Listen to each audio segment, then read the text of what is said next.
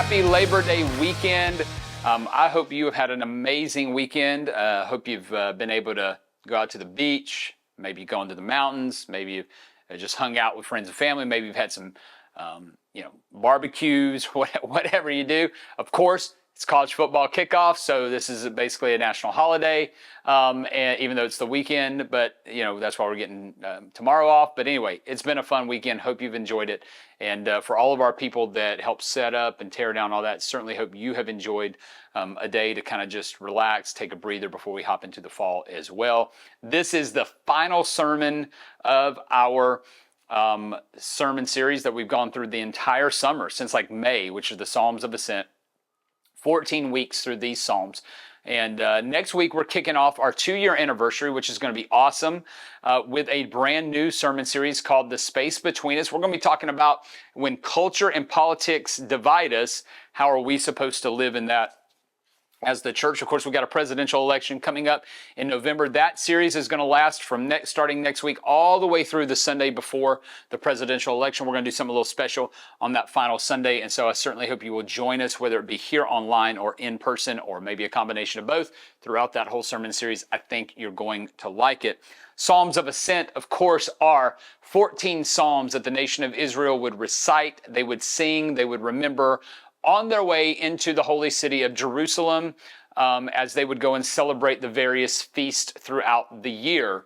And so as we get to the final one, I think that it's really important to just remember that all of these Psalms, if you're going to go back and read through these, or if you're going to say, hey, every year I'm going to read through these are just Psalms about life, right? They're Psalms about the life and the journey that we have as we follow Jesus. Some Psalms are more somber. Some Psalms remind us and exhort us to live a certain way, like last week with, unity and whatnot. Some Psalms are just songs. They're just declaring things of the Lord. They're just telling us, hey, hope in the Lord, or have joy in the Lord, or sing to the Lord.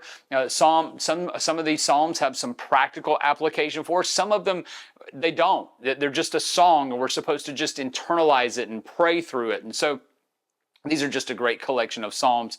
Certainly hope you have enjoyed kind of journeying with us through these, and that they have been meaningful and impactful to your life as you continue to follow Jesus. I remember in 2014, it was the very first year for the college football playoff.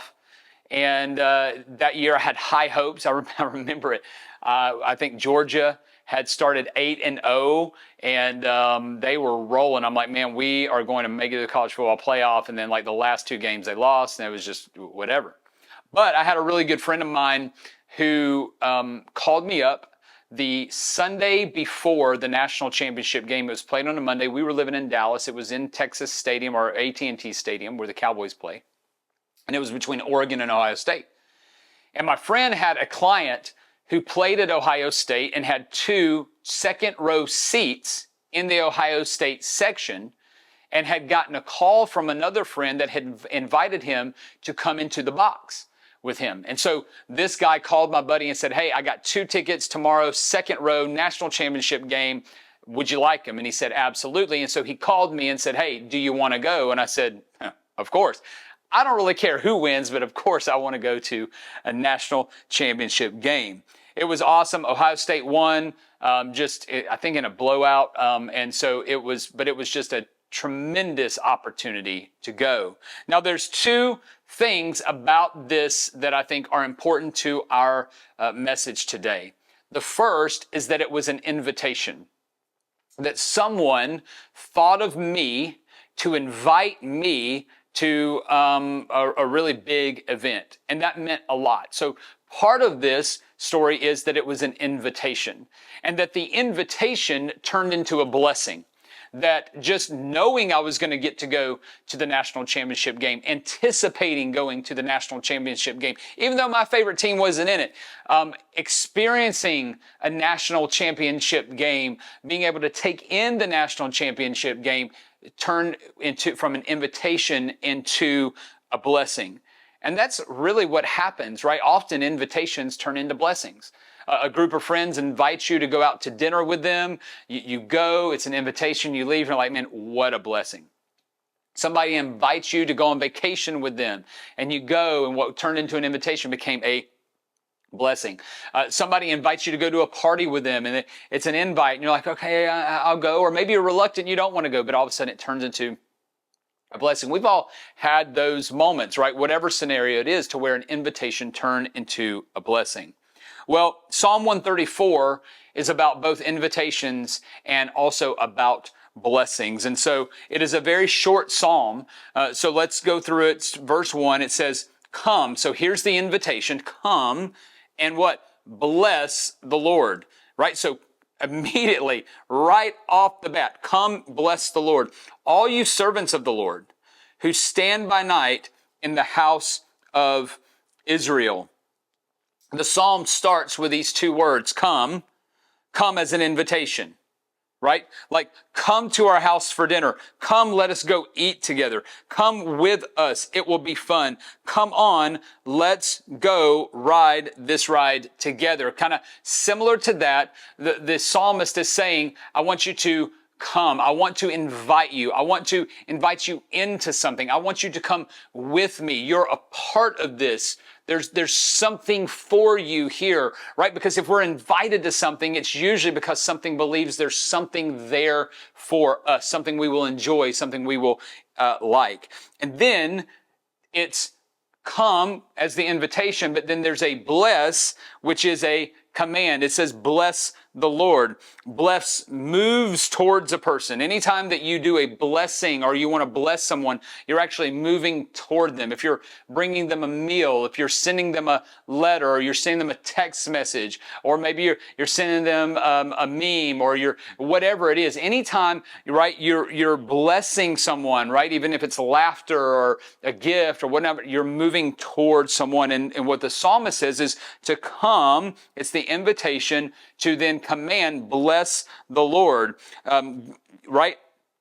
To bless the Lord, all of you servants of the Lord who stand by night in the house of Israel. It shows that this idea that we are to be invited in, but also have a responsibility or a command to bless the Lord is part of our praise, part of our worship is to do that. And so what you see just in two words is that blessing is an invitation and a command, right? It's an invitation to come and bless the Lord, but it's also a command that we are to bless the Lord, right? This psalm is an invitation to worship and bless the Lord. It is also a command to the people of God that we are to worship and bless the Lord, that we're not to sit idle, that we're not to do that we are to actually do something and have action.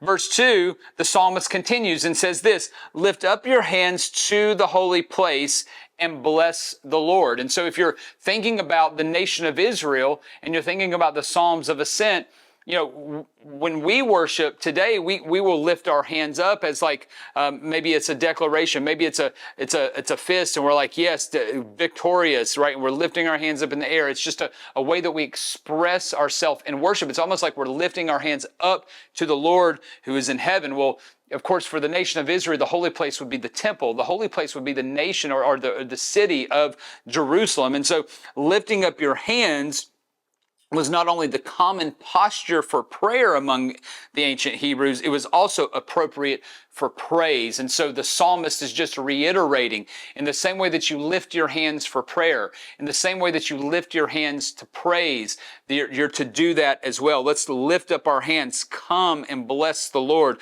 Let's lift up our hands to the holy place. It displayed the anticipation of gratefully receiving from God and the sense of surrender to Him.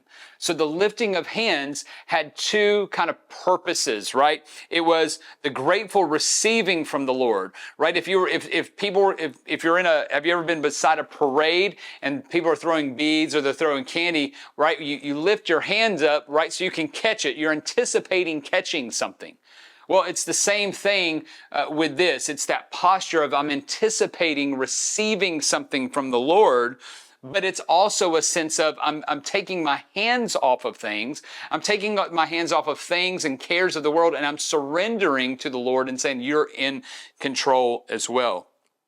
The lifting up of hands was a gesture in prayer, and it was an imitation of their expectation of receiving blessing from the Lord, and also an acknowledgement of their receiving at the same, and that God is going to do something in their life. And so it may be that the sanctuary that they're talking about is more generally here referring to the temple, like I was talking about, as a whole, right? So lift your hands up to the temple and bless the Lord. The idea is repeated for emphasis, right? Come and bless the Lord, verse 1, and then bless the Lord in verse 2. We've seen this in some of the Psalms throughout the Psalms of Ascent, to where the same idea would be repeated, sometimes like repeated back to back, sometimes repeated in multiple verses, and in this case, it's in multiple verses. The idea is repeated for emphasis, that God's people should give him their thanks, their honor, their praise, and that he should receive glory. And so this idea that blessing is not only an invitation, but it is a command for us. And then the third and final verse is this: may the Lord bless you from Zion, he who made heaven and earth. So it's like we end in a blessing, right? So the Lord made heaven and earth, and the psalmist looked to God as creator of all things and appealed to God of all might, design, and wisdom as like a blessing. He's saying, now may the Lord bless you in a sense, right? May the Lord bless you from Zion. May the Lord bless you from his holy place, right? Bless you from Zion is this idea that the blessing from God of all creation flows from Zion out to or unto his people wherever they may be, right? No matter when they go back to their respective villages from the feast, that God is still blessing them from Zion. And so it is like this, bless you, it uses the singular, not the plural. This is because the idea is drawn from Numbers 6:23 through 27, and also because God's blessing comes to us not only as a community, but also individuals. And so it's this idea that God's blessing flows from Zion to wherever his people are, and it happens not only individually, but it happens as part of a community. And so when you think about blessing today, it's not necessarily from Zion that he's blessing us, from heaven that he's blessing us, but it is a blessing that can be received both individually and also both as a community of believers. And that means as a community of believers in each individual church, and it also means as a community of believers throughout the collective Big C church all around the world, right? So when we read the psalm, it's like blessing is this invitation, come and let us bless the Lord, but it's also a command that we are to bless the Lord as well. It's this spiritual conception of God was different from the pagan ideas. And what the psalmist understood is that God's power and influence were not limited to Jerusalem. The God who had the creator's claim to all heaven and earth was not just a local deity, but was someone who could bless in Zion and from Zion out to the stretches and the far stretches of the world. And the same still applies for us today. And so this psalm, I think, really, if you think about where the people of Israel would be along their journey in Psalm 134, I would imagine them kind of being able to see the holy city of Jerusalem. They're probably walking into it or close to it in that expectation and anticipation of blessing the Lord, right?